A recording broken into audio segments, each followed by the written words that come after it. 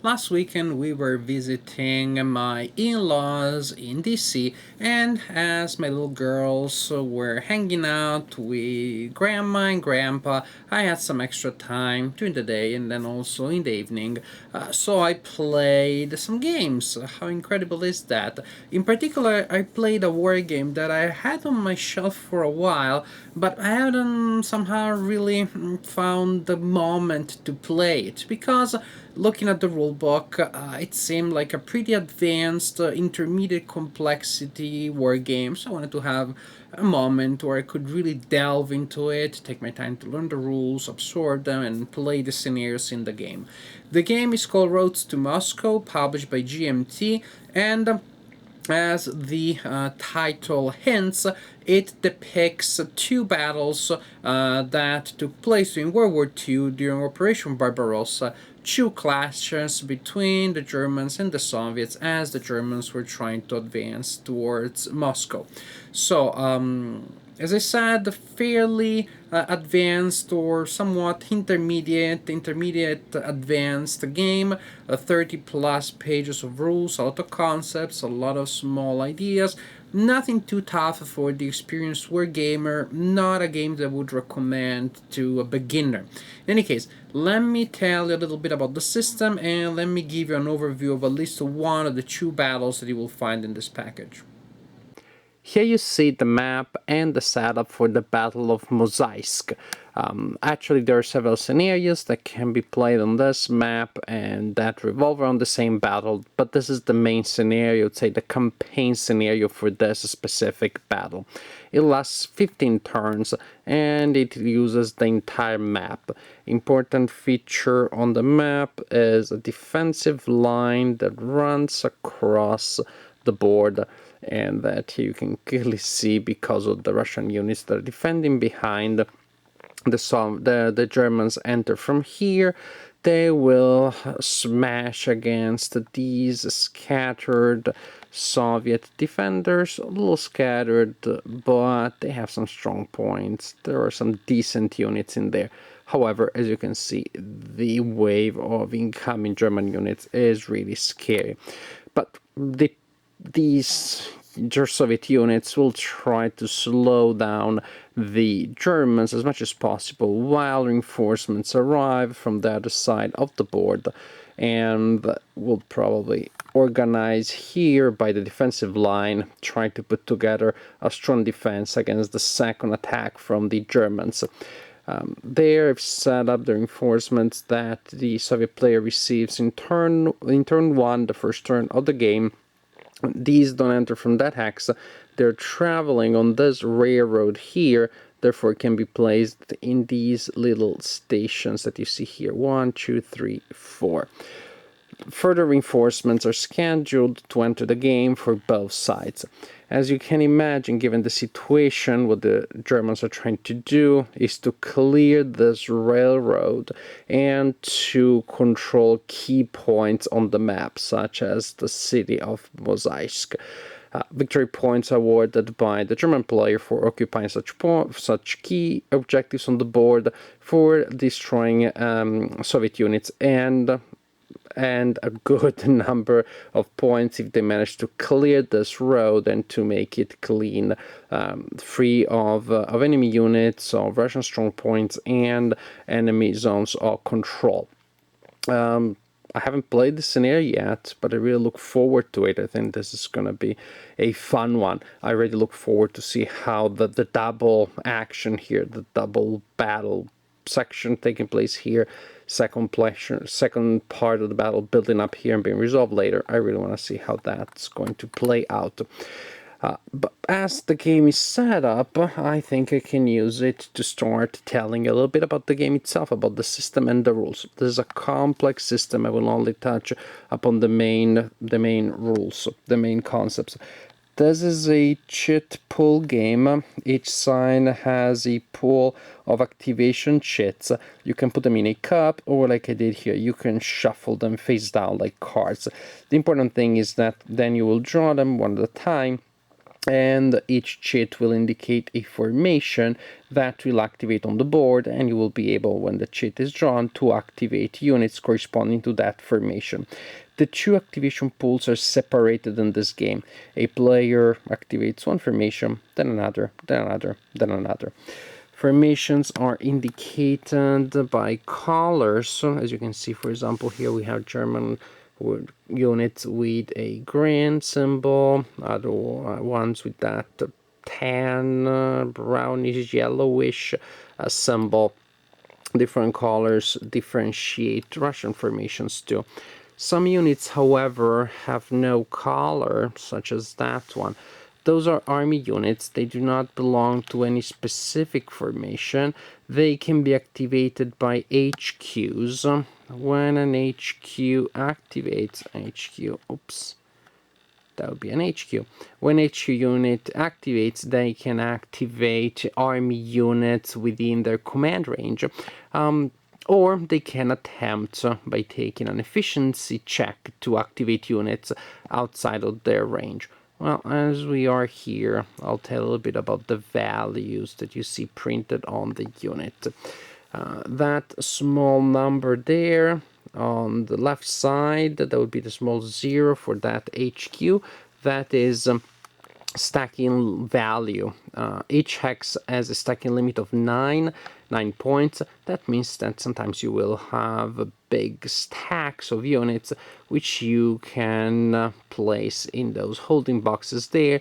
You place a corresponding marker on the board to indicate where the big stack is, so that it makes it easier to maneuver big numbers of units.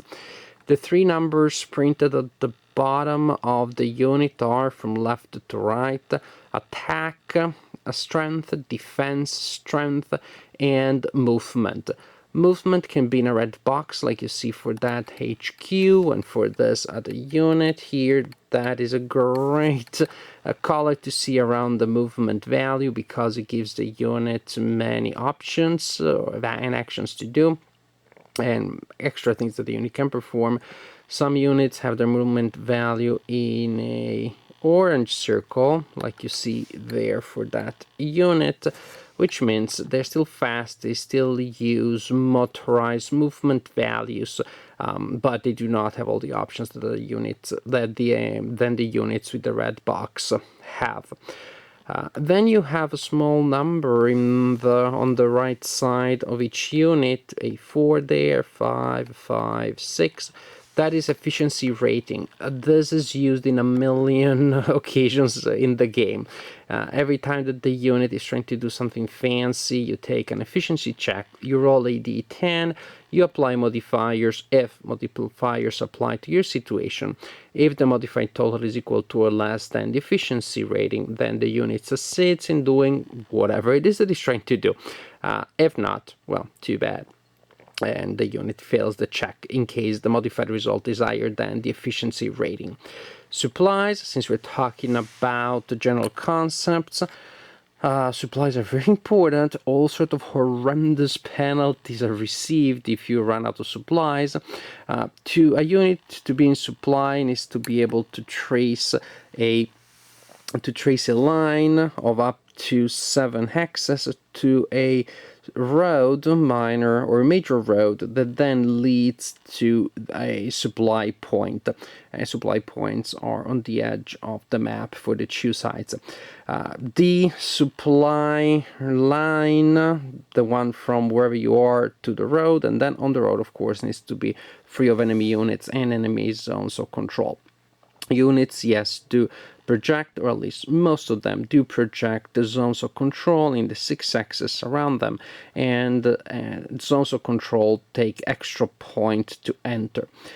On top of the supply rule, the Germans also face low fuel. Low fuel is indicated by markers such as this one, such as those ones. Low fuel is on top of all the trouble you can get from being low supply. On having almost no supplies. The German player has these trucks here, which are used to move fuel on the board. Fuel points are received each turn in the form of these markers. These markers have a movement value. They need to be physically moved on the map around the areas where you want to concentrate your actions. Then you flip the markers to indicate that you spend the fuel stored on that truck, and at that point the group that you spent the fuel for will be able to act without penalties. Otherwise, the movement value of motorized units and the efficiency of motorized units is reduced. So, a lot of logistical problems for the Germans, and that counterbalances the advantage that they have in terms of numbers and especially in terms of strength. So players will draw chits, and then they can do several things. When you draw a chit, you can activate the drawn formation, or you could choose to pass. In that case, you store the chit that you drew, and then later in the game, you can try to combine formations. For example, suppose that I stored this chit passing. Later I draw this other one, I look at it, and I decide I want to combine it with that one. I have to pass a test. If I manage to combine formations, then both units are revealed, both formation markers are revealed, and I can activate the two formations together as one in a single activation. That is pretty fun. But in most cases, players will draw, reveal, activate the formation, and that's it. When you activate the formation, you can take one of two sequences. You can choose to use your activation as a mobile sequence or as an assault sequence. Mobile sequence simply means you move your units up to their full movement allowance. After movement, and movement, as you can imagine, is affected by terrain. Different types of terrain have different movement costs. The movement costs of the terrain is also affected by weather. You can roll on a specific table to determine the weather each turn, or you can use the historical weather. The game gives you the information that you need to do that. So, in a mobile sequence, you move your units, and units that end the movement adjacent to enemy units can declare attacks. You declare attacks by placing markers such as this one. Suppose that we have that unit there, that stack of units wants to declare an attack there. We use the mobile sequence, so we place the marker there to indicate who is attacking whom. You can concentrate attacks from several axes towards the same hex. Once movement has been completed and when movement is completed and attacks have been declared, the non-active player, that would be the Soviet player in this case, can actually react to that. That means that there are several options that can be performed after the attacks have been declared but before they're resolved. The defender, for example, can try to refuse combat with red box units, such as that one. In that case, these units may be able to simply leave the X that has been declared under attack. Or such units, if within 2 X's from a declared attack, they can react. They have to pass a test, and if they pass, then they can move.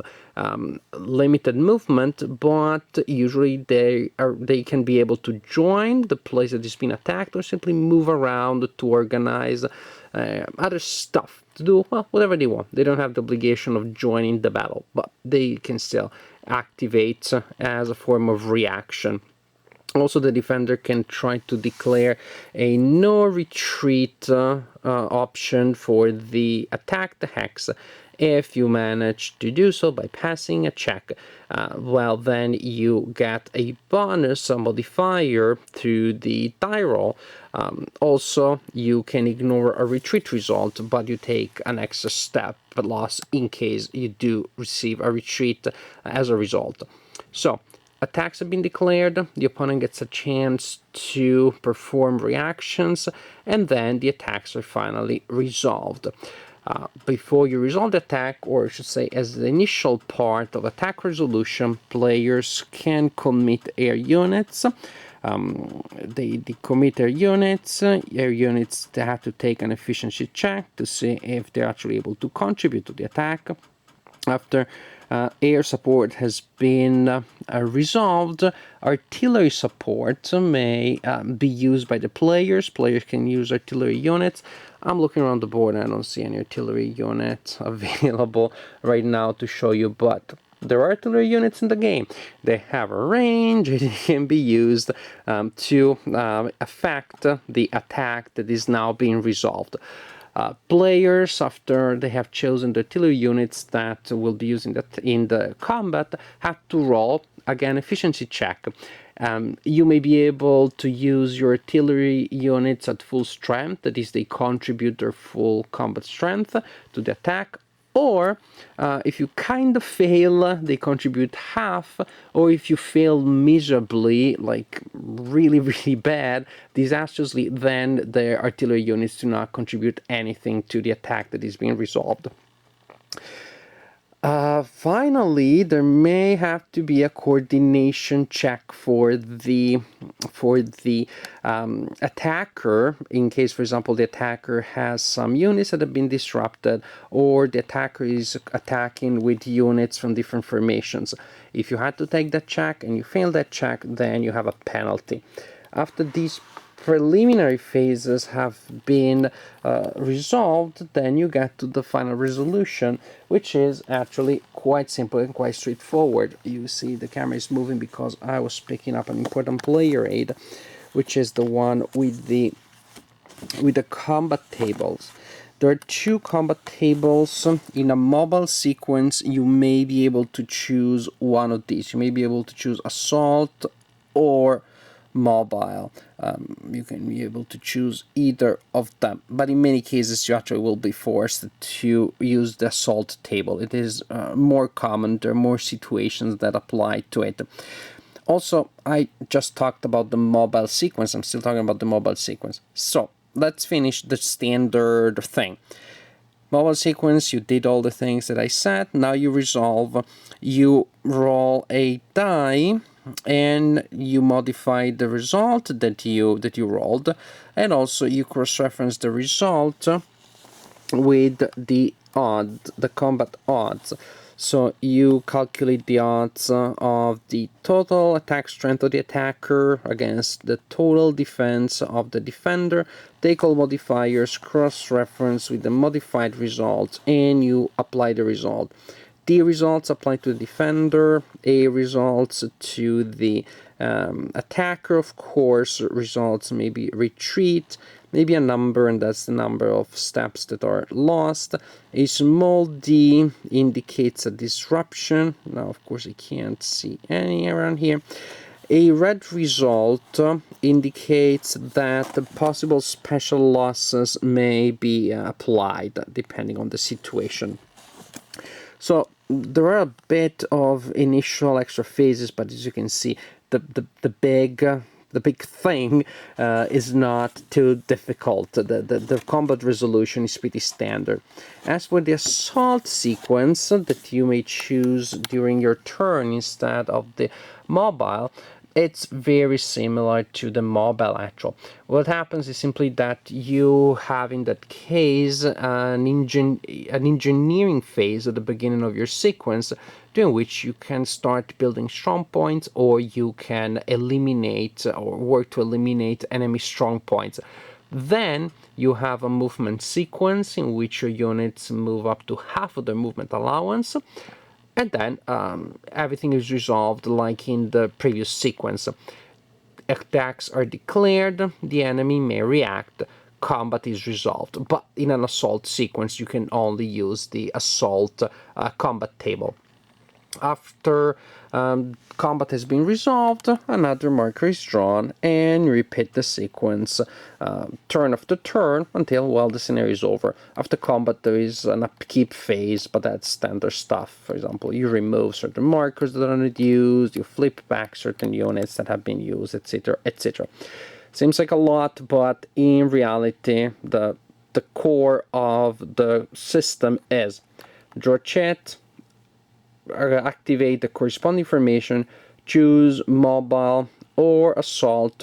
With mobile, move, declare attacks, reaction for the opponent, resolve attacks, assault, engineering phase, moving, half movement allowance, declare attacks, reaction, resolve attacks. Not that bad when you look at it like that. Yes, this game has a lot of meat to it. I gave you a general overview to a lot of things that I didn't mention. An important one that I think actually it would be a good idea to mention is overruns. You do have the opportunity to attack the enemy during movement as a function of movement before the combat proper starts, before the combat phases start. Lot of other things, but I think you probably have a general sense of the picture, at least a sense of the general picture. How is this game? It's fun. Actually, it's great. I really, really like the system. I'm glad I discovered it, and I absolutely want to play more battles in the system. There's an older game, Roads to Leningrad, based on the same system, which I own, and I'm definitely going to play it in the next couple of weeks. I'm excited about the system. I'm excited about playing it more because I was excited as I played it. The system is complex, yes, there are a lot of wrinkles to it. The first turn or two feel laborious, but then things really do get together. The phases are linked together nicely with nice moments of suspense. Even the interruptions from one phase to the other are meaningful. The part that I like the most in the turn sequence is probably the pre-combat phase. As one of the two sides, you set up the attack, you execute your movement, maybe you do one overrun or two on your way to the target, but then as you are sitting there waiting for the attack to be resolved, then the opponent has chances to mess up with you. At the same time, you're not sitting there waiting for that to happen, because just like the non-active player, you can commit air power, you can commit artillery, die rolls are executed. If you do not like to roll dice, this is not a system for you. You do roll a lot, but it's simple die rolls. The modifiers are easy to remember after a while. They don't slow down the game. They do bring a lot of randomness, but yes, so much randomness that things tend to even themselves out. I do not mind games where you roll dice so much and so often that paradoxically die rolls almost, how can I say it, they may bring very swingy moments in individual moments of the battle, but you have so many of them that a single or 10 crazy die rolls rarely will affect the overall picture of the battle. It is still up to the players to figure out a strategy, to figure out ways to react to what the opponent is doing. And that back and forth movement, pre-combat phase, then resolve the combat, to me is a really nice sequence. It makes things tense, it makes things exciting. Enough randomness here to make the game suitable for solitaire playing. This is emphasized also by the chit pull mechanic. You know, if you watch my videos, they love this mechanic. I love how it is implemented here. I love the back and forth. Not all the chits are in the same cup. It goes from Germans to Soviets and vice versa. But you still have enough randomness that the system can surprise yourself. The system can surprise you, and you, as you play, the system may not know what happens next. There are cases when one of the two sides will want to combine formations. So if you're that side, say you are the German and you're planning to combine formations, then as the Soviet player, you know that it is likely that those two formations will attack together next.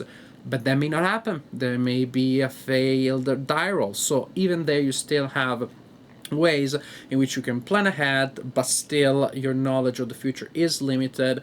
The game works very well for solitaire playing. The maps for the two scenarios are interesting. There is a net of roads that you have to work around to make sure that your supplies are not cut.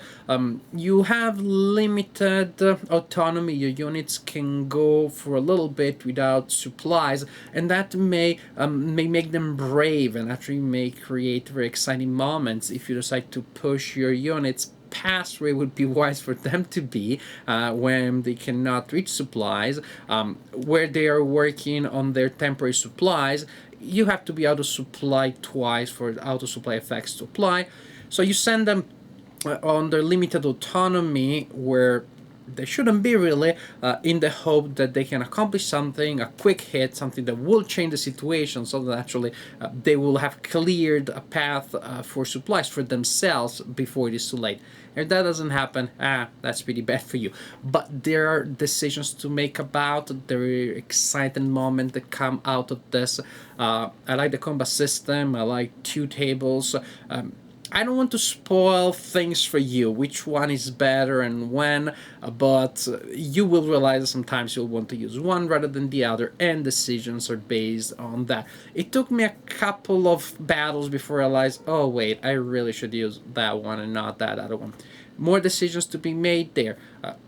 In certain cases, you cannot choose your in certain situations you cannot choose your combat battle, your combat table, but then you can choose the sequence of events that will lead to a certain combat table. So in certain cases you can delay that and the decision until the combat itself. Other times you have to plan if you want to work on a certain combat table.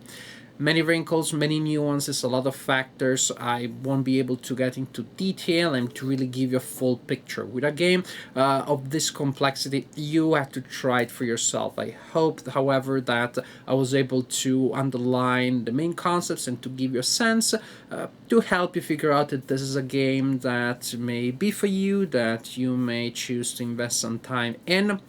If you do, if you're serious about wargaming, if you're interested in World War II, then I think that this is a good investment. The game is fun. I like both scenarios. The Mosaic scenario much better than the other, but they're both worth the scenario, worth the time to learn the game, to play them.